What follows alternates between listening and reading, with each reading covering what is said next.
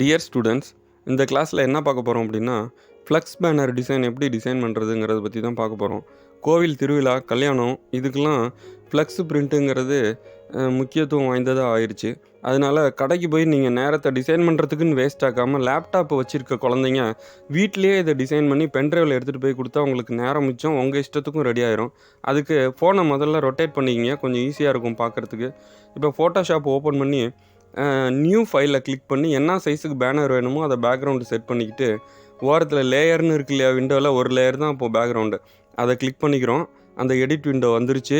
இதுக்குள்ளார gradient overlay அப்படின்னு இருக்கு இல்லையா, அந்த ஐக்கான் அழுத்துறோம். ஏன் அப்படின்னா இதில் மல்டி கலர் கொடுக்க முடியும். பேக்ரவுண்டில் ஒரு கலர் இல்லாமல் எத்தனை கலர் வேணாலும் கொடுக்கலாம். இதில் லைட் ப்ளூ ஒன்று, டார்க் ப்ளூ ஒன்று, இந்த கலர்லேருந்து இந்த கலருக்கு போகிற மாதிரி நான் கொடுத்துருக்கேன். உங்கள் இஷ்டம், எந்த கலர் வேணாலும் கொடுக்கலாம். அடுத்தது அதுலேயே டெக்ஸ்சர் அப்படின்னு ஒரு ஐக்கான் இருக்கும். அதை அழுத்துனீங்க அப்படின்னா அதில் கிரைன்ஸ் சின்ன சின்ன புள்ளி புள்ளியாக வரும், இலை மாதிரி டிசைன் வரும், டைல்ஸ் மாதிரி வரும். இது எல்லாமே எவ்வளோ சைஸ் வேணுமோ உங்களுக்கு, பெருசோ சின்னதோ இல்லை டெப்த்து எவ்வளோ வேணுமோ இது எல்லாத்தையும் என்ன செஞ்சுக்கலாம், நீங்கள் முடிவு பண்ணிக்கலாம். இப்போ பேக்ரவுண்டு ரெடி ஆயிடுச்சு. இப்போ லேயர் விண்டோவில் பார்த்தீங்கன்னா ஒரே ஒரு லேயர் தான் இருக்கும், ஒரே ஒரு பேக்ரவுண்டு தான் இருக்குது.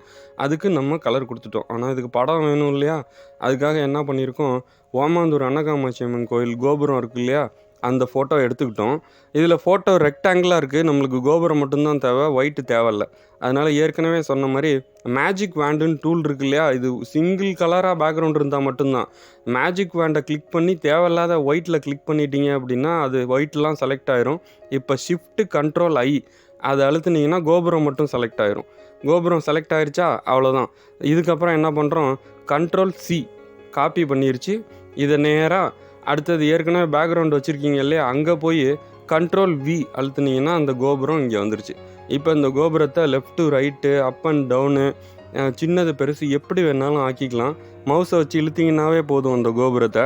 இப்போ லேயர் கவனிங்க, 2 லேயர் இருக்குது ஓரத்தில். இப்போ கண்ட்ரோல் டி அழுத்துனீங்கன்னா சின்னது பண்ணிக்கலாம், பெருசு பண்ணிக்கலாம். இப்போ கோபுரம் வச்சாச்சு. எனக்கு இன்னொரு படம் வேணும். இந்த பையன் படம் இருக்குது, இந்த பையன் படம் மட்டும் வேணும். ஆனால் பேக்ரவுண்டு அது மாதிரி மேஜிக் வாண்டை கிளிக் பண்ண முடியாது. ஏன் அப்படின்னா நிறையா பின்னாடி மரம்லாம் இருக்குது, சிங்கிள் கலர் கிடையாது.